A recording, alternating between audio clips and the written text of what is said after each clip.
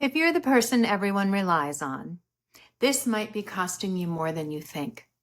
I've been thinking about this in my own life. Hello, friends. I'm Sarah Jane, and this is the Midlife Intelligencer. If you've been following along, we've been talking about burnout, overfunctioning, boundaries, and more. And underneath all of that, there's something deeper, something that doesn't get talked about very often.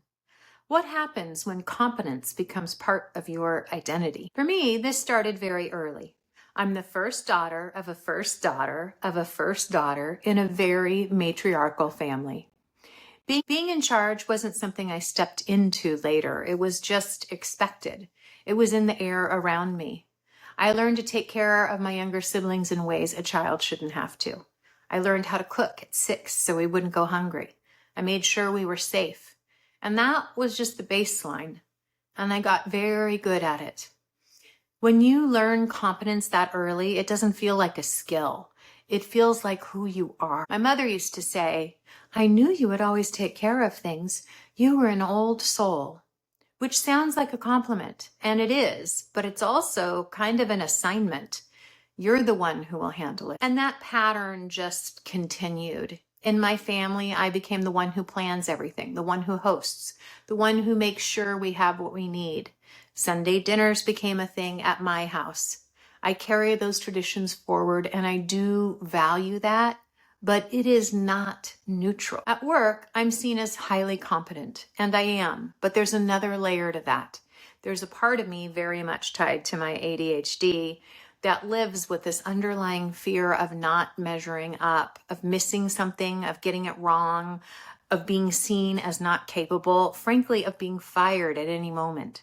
So I overcompensate. I make sure everything looks good. I stay ahead. I handle things before they become problems. And from the outside, that reads as competence.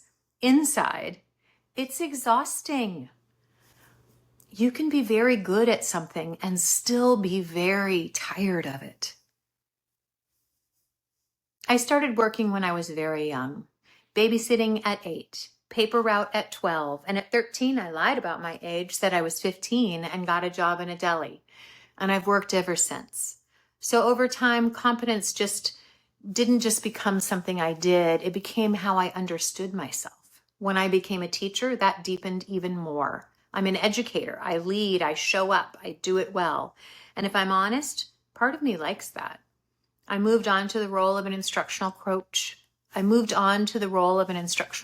Pretty quickly in my career, and then to administration. I wanted to be respected. I wanted to lead. I wanted to be someone people look to. And this is the trap. When competence becomes identity, doing less doesn't just feel like a change in behavior. It feels like a change in who you are.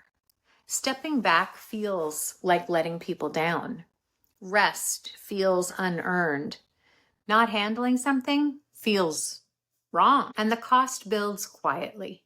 Your time fills up, your energy gets allocated before you even think about it. And your life starts to organize itself around what you can carry instead of what you actually want.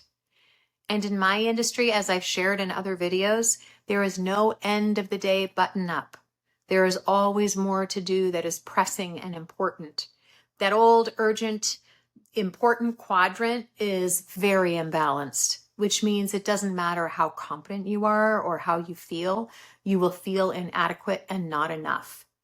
And that is also a trap. For me, this hasn't been a dramatic realization. I did not have a huge aha moment, but I did slowly recognize what burnout looks like, how overfunctioning was keeping me trapped, and that I no longer want that in my life. It is the awareness that I don't want my entire life to be organized around being the one who handles everything, even if I'm very good at it, even if it feels like who I am. The shift hasn't been about becoming a different person. It's been about loosening the grip a little, letting one thing not be mine, letting something be done differently, letting good enough be enough in places where I used to over-deliver. If any of this feels familiar, you don't need to change everything at once, but you might start by noticing. Where has competence become identity for you? And what would it look like to loosen that just a little? Because once you start asking that question, something else comes up next. If I'm not the one who does everything, then who am I? And that's what we'll talk about next. So join me next week as we dig into this. Hit the subscribe button and give this video a like, just a little thumbs up, and I will see you next time.